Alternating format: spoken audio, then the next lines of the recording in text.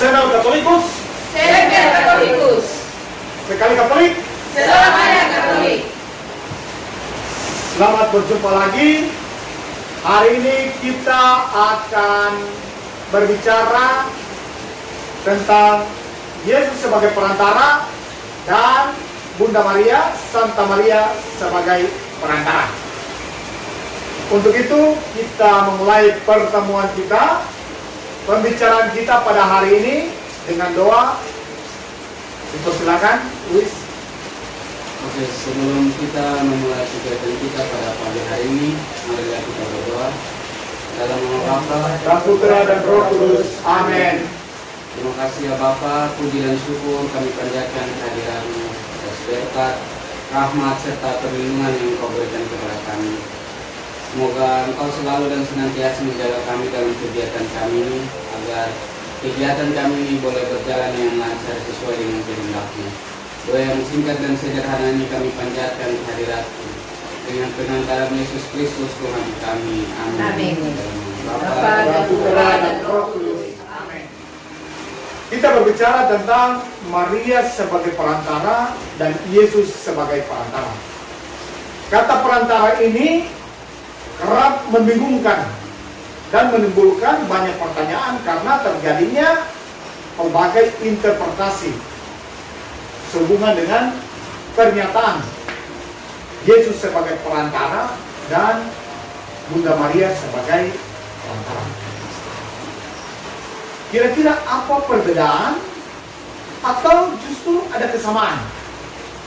Nah, inilah yang perlu kita lihat dan kita bicarakan supaya yang belum memahami, kita yang belum memahami boleh memahami, dan mereka yang bertanya-tanya boleh menemukan jawabannya. Untuk itu Heni baca teks yang berbunyi seputar Yesus sebagai perantara. Ini silakan. Rumah Bapa, bacaan dari Injil Yohanes pasal 14 ayat 4 sampai dengan 7. Dan kemana aku pergi, kamu tahu jalan ke situ. Kata Thomas kepadanya, Tuhan, kami tidak tahu kemana Engkau pergi. Jadi bagaimana kami tahu jalan ke situ? Kata Yesus kepadanya, Akulah jalan dan kebenaran dan hidup. Tidak ada seorang pun yang datang kepada Bapa kalau tidak melalui aku. Sekiranya kamu mengenal aku, pasti kamu juga mengenal Bapakku. Sekarang ini kamu mengenal Dia dan kamu telah melihat Dia. Demikianlah firman Tuhan. Terpujilah Kristus. Jadi dalam teks ini dinyatakan secara jelas, Yesus berkata, Akulah jalan dan kebenaran dan hidup.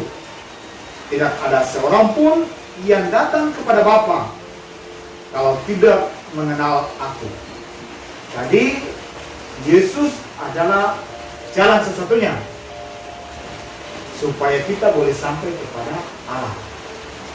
Tetapi kita juga mendengar selain Yesus sebagai perantara, sebagai jalan, kita juga mengenal atau menyapa Bunda Maria, Santa Maria sebagai perantara. Hal ini nampak nyata dalam doa-doa rosario, devosi kepada Bunda Maria yang kita selenggarakan, yang kita laksanakan, terutama pada bulan Mei, bulan Maria, dan bulan Oktober, bulan rosario. Di sana biasanya ketika orang yang memimpin doa-doa rosario, ibadah rosario, biasanya dalam doa itu rumusannya kurang persis seperti ini. Mari kita berdoa kepada Allah dengan perantaran Bunda Maria. Mari kita berdoa kepada Tuhan dengan perantaran Bunda Maria. Kata perantaran ini lalu menimbulkan berbagai pertanyaan. Kalau Bunda Maria jadi perantara, lalu bagaimana kata-kata Yesus tadi? Bahwa akulah jalan. Akulah jalan. Tidak dapat jalan lain selain harus melalui Yesus. Baru kita sampai kepada Allah. Lalu kenapa mesti Bunda Maria dalam praktek hidup menggereja sebagai perantara, sebagai jalan? Perbedaannya di mana? Inilah yang Bapak Yosi mau jelaskan, mau sampaikan pada kesempatan ini. Jadi Yesus sebagai perantara di sini maksudnya Yesus sebagai pewahyuan, pengungkapan, peningkapan diri Allah. Jadi kita memahami Allah dan kehendaknya itu menjadi lebih dekat, lebih dalam, tidak melalui siapa, tapi hanya melalui Yesus. Jadi hanya Yesus yang datang dari Allah. Karena itu lalu Yesus disebut sebagai Mesias, Sang Pemberkati yang datang dari Allah. Jadi melalui Yesus itu kita memahami, mengenal kedalaman hidup dari Allah secara mendalam. Tidak lewat cara lain, tidak melalui jalan lain, tidak melalui siapa-siapa. Untuk itu, teks yang kita dengar ini mengungkapkan tentang Yesus sebagai jalan itu, sebagai jalan satu-satunya. Jadi bagaimana kita mengenal Allah dan kehendaknya, kita mengenal lewat Yesus. Dan itu dapat kita baca dalam teks-teks kitab suci. Karena di sana kesaksian para rasul yang melihat, mengenal Yesus secara dekat, secara langsung, itulah memberikan kesaksian, itulah yang ditulis, yang dicatat dalam kitab suci. Yang boleh kita lihat, kita baca, dan kita renungkan. Sedangkan kalau Maria sebagai perantara, yang biasanya kita dengar dalam doa rosario itu maksudnya Bunda Maria sebagai perantara dalam hal doa. Dalam hal doa. Bukan dalam arti, dalam pengertian pengwahyuan tadi. Pengungkapan diri Allah itu bukan dalam pengertian seperti itu. Tapi dalam pengertian, dalam pemahaman Bunda Maria sebagai perantara dalam doa. Karena itu lalu Bapak Yosi kalau memimpin ibadah rosario, supaya jangan menimbulkan multitafsir dan kebingungan, maka biasanya Bapak Yosi merumuskan doanya itu dalam doa rosario biasa seperti kurang lebih seperti ini. Mari kita berdoa kepada Tuhan, atau mari kita berdoa kepada Allah dengan memohon bantuan doa dari Bunda Maria. Dengan memohon bantuan doa dari Bunda Maria. Supaya apa?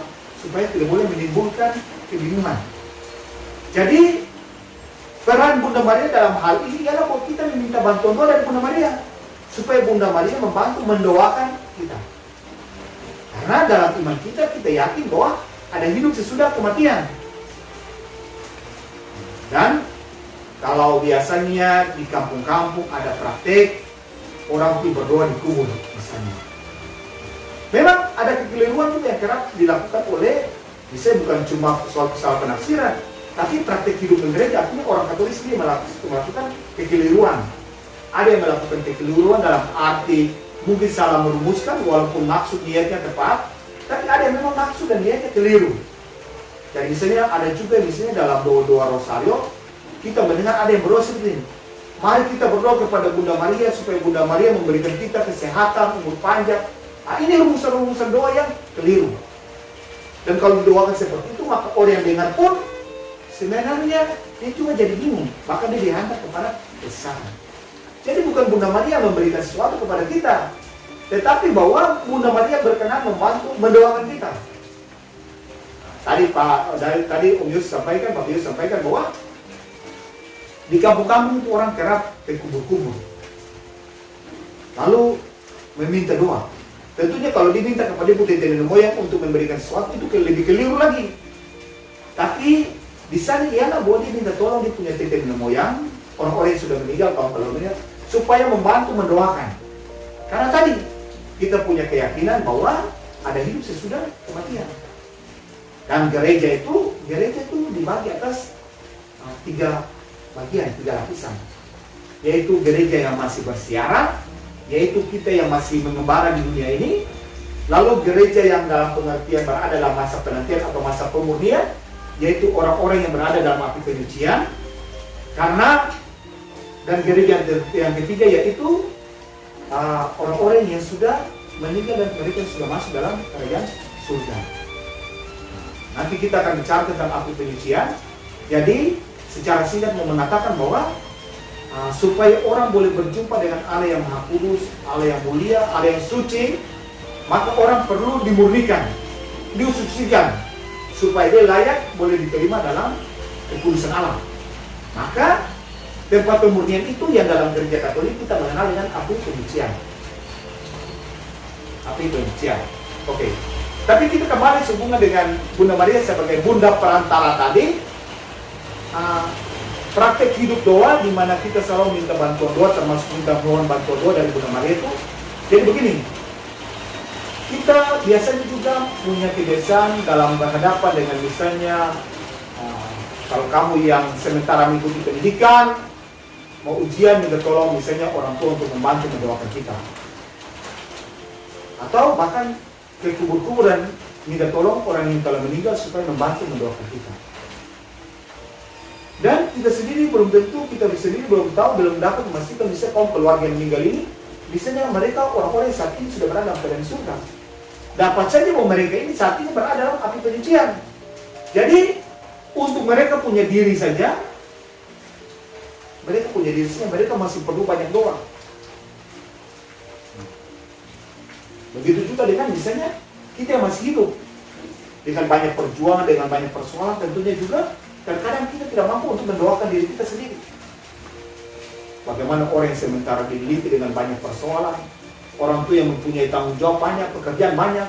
Kalau kita minta bantuan doa, ya baik kalau dia bisa punya waktu untuk berdoa. Dan kalau berdoa dia masih punya konsentrasi yang kuat, keyakinan yang teguh dalam doa. Kan begitu. Maka dalam gereja Katolik kita mengenal orang-orang kudus, orang-orang santa, yang kita meyakini bahwa orang-orang ini berdasarkan iman Kristiani, mereka ini pasti sudah berada dalam kerajaan surga. Apalagi Bunda Maria sendiri. Kelayakan kekudusan Bunda Maria ini bukan ditentukan oleh siapa-siapa, tapi ditentukan oleh Allah sendiri. Karena Allah memandang Bunda Maria ini layak dan pantas, maka melalui dia sabda menjadi daging. Juru selamat yang dijanjikan Allah kepada leluhur Abraham boleh terwujud terlaksana lewat Bunda Maria. Maka lewat sarana yang sama ini, jadi lewat Bunda Maria Allah menitipkan rahmat kepada manusia melalui kedatangan Sang Juru Selamat. Maka melalui Bunda Maria ini kita menitipkan lagi kita punya keluh kesah. Kita yakin bahwa Bunda Maria pasti berada dalam kerajaan surga. Dan karena itu kita berada dalam satu persekutuan gereja. Gereja masih mengembara, gereja yang berada dalam pemulihan, dan gereja yang sudah berada dalam kehidupan kerajaan surga. Maka kepada orang-orang inilah kita mohon bantuan doa dari mereka, supaya mereka membantu mendoakan kita. Jadi kita bukan cuma misalnya minta tolong Pak Muli tolong mendoakan kita, Om Malena bantu mendoakan kita, Tante Rani bantu mendoakan kita, atau Om Luis bantu mendoakan kita, Tante Heni bantu mendoakan kita. Tapi bahwa April dan Kristi dapat saja minta bantuan doa dari kaum keluarga yang sudah meninggal. Tapi lebih daripada itu kita minta bantuan doa dari para santo dan santa. Ingat, Bunda Maria sebagai santa di sini, Santa Maria, dalam pengertian, dalam arti perantara dalam membantu mendoakan kita. Bukan perantara dalam pengertian melalui dia kita mengenal Allah secara mendalam, tidak. Walaupun melalui santo-santo ini kita menemukan kasih dan kemurahan Tuhan. Artinya melalui mereka punya contoh dan teladan hidup, kita bisa melihat bagaimana Allah berkarya dalam hidup mereka. Ya, itu orang satu yang satu.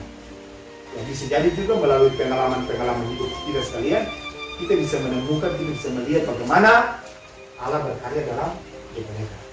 Tetapi bahwa mengenal gambaran Allah secara mendalam, Allah dan kehendaknya, cuma hanya dalam diri Yesus Kristus. Karena itu lalu Yesus sebagai jalan satu-satunya, Mesias, Sang Terapi yang datang dari Allah. Sampai di sini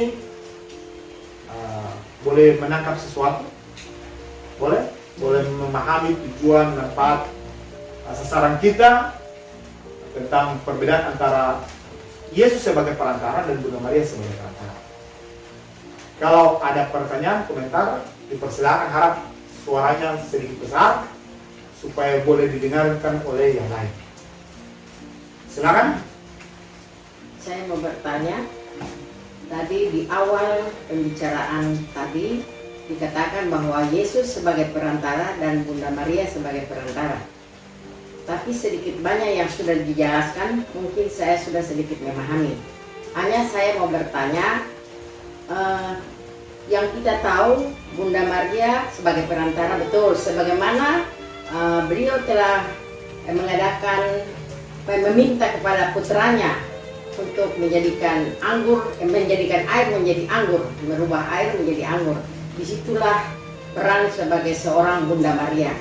Yang di sini saya mau tanya, kalau memang Bunda Maria sudah menjadi perantara, kenapa harus lagi Tuhan Yesus menjadi perantara? Demikian pertanyaan saya.